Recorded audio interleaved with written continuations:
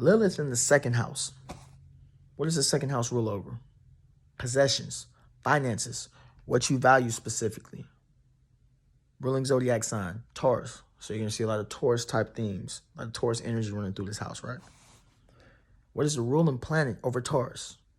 Venus, Venusian things, beauty, sensuality, pleasure. Let's jump right into it. Your childhood probably suffered from low self-esteem. Remember I talked about this is the house of material possessions and finances, right? So with Lilith adding into this, you 9 times out of 10 were shunned by your parents for wanting these things. You probably grew up in a situation where these things were not abundant, i.e. material possessions, right? So maybe you were shunned in this part. And see, this is the thing. With children, caretakers think that their children are not paying attention, but this is the thing. With Lilith making you highly intuitive, right? Already. You already noticed these things like, man, something is not right. Why is the water going in and off, on and off in the house? Why are we barely having food? And your caretakers may have suppressed this. Oh, family's all that matters. They may have said something like that. It could have been a whole plethora of things, but they could have said something like, oh, family's all that matters. We're going to be fine. Stop asking questions. To children, your parents look like, they're like God. They're like gods to you. They take care of you. So you choose to repress that part of you so you won't get on your caretaker's bad side, right? So that could be psychological loss.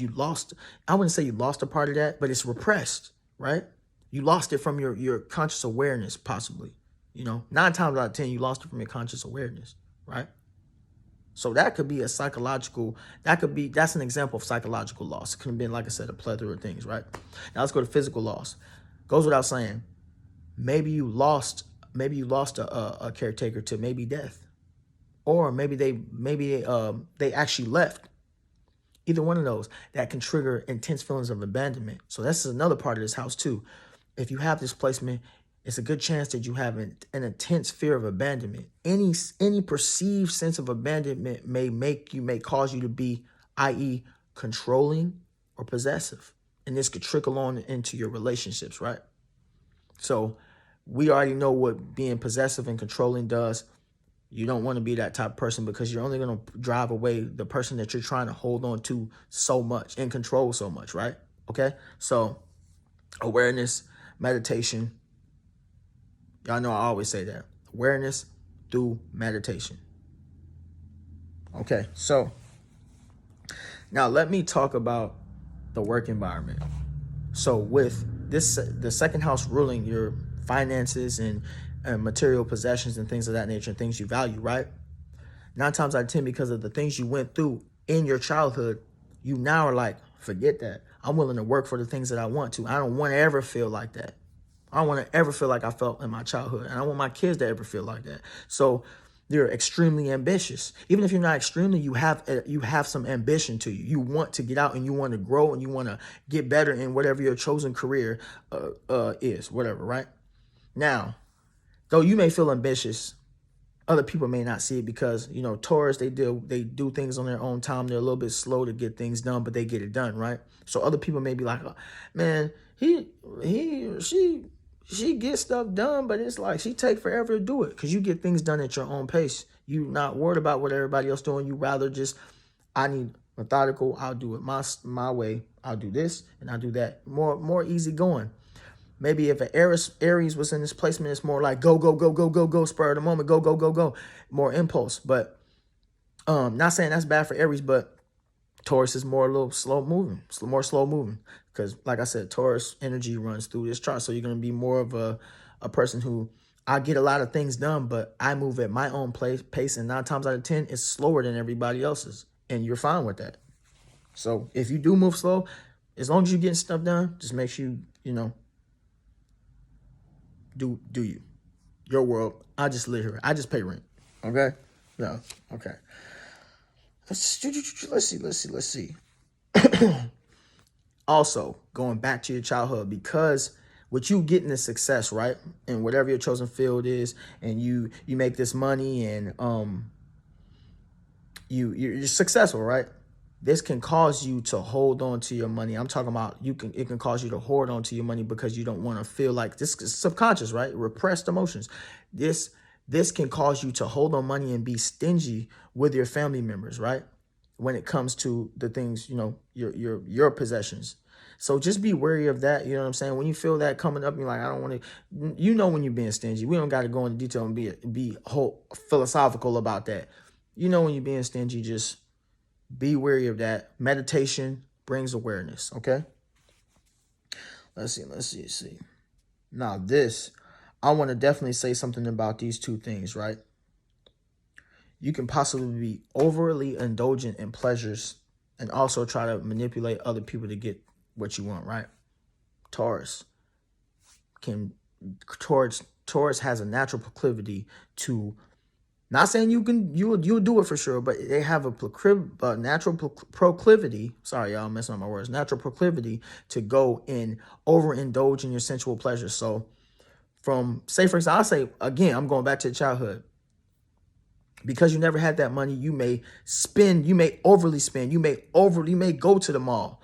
You may be on. It's either you can be on one side of you. It depends on what spectrum you are on this, because you can be on the, like I said, you can hoard money and be stingy, and then another on the other side of the spectrum, you could just be like, listen, man, work hard, play hard. I'm blowing this money because I never had it when I was a child. I never had that stable foundation. So I had a stable foundation. I'm about to spend all this money. You could be in the middle now, and you can be more balanced and know when to give and when to splurge on yourself, right? Awareness, meditation brings awareness, right? That was one thing I really wanted to harp on, right? Because Taurus, like I said, has a natural inclination towards being overly indulgent in whatever pleasure you decide to get involved with, right? It might not even be money. It might be food. You might just love eating. Well, that involves money. You need money to buy food, right? But you get the point, y'all. You might be overly indulgent in buying food, and maybe your mom told you, maybe you would go to the store in your childhood, and you always wanted Skittles, you always wanted Twinkies, but your mom was like, we can't afford it. So that could be, you subconsciously acting out when you get older. And you're like, what I'm saying? I'm gonna eat all the Twinkies I want. I want to go, and I can go and buy however many Skittles I want to, because, and it sounds crazy, but this is really, a lot of times repressed emotions from childhood that you never dealt with. It manifests itself like that. Like, okay, you know what I'm saying? So just be aware of that. And if you want to go out and get some Skittles because you never could get them, or Twinkies or whatever, that's cool. But it's about balance. Again, be aware of this thing. Be aware of these things, right? Okay. Oh, like I said, you may use others to get what you want, right? Because Taurus is a naturally sensual sign, right? You may use other people sexually to get what you want, right? So maybe, for example, you just know what you're doing in the bedroom, right? Just be wary of this, because I feel like the karma from this can be just so bad. Because you got to understand, when you're having sex with all these people, you got to understand that you take on whatever trauma and things that they got. So you think you're getting over by manipulating another person, but listen, really you're playing yourself, first of all, because you're having sex with multiple people. You don't even need to be doing that. Even if you have something like a Venus and Scorpio, and you naturally or sensual, or whatever placement that would make you want to go out and be out there and stuff like that, and be promiscuous. You need to understand that, first of all, having sex with a lot of people is not the move. Come on, man. You know that. You know that. But number two, manipulating other people while you're doing it is just a no-go. It's a bad situation. So just be wary of that. Listen, like I told y'all, all sexual energy is creative energy. So use that creative energy to create something. You feel that sexual urge to go, I want to go bump bellies.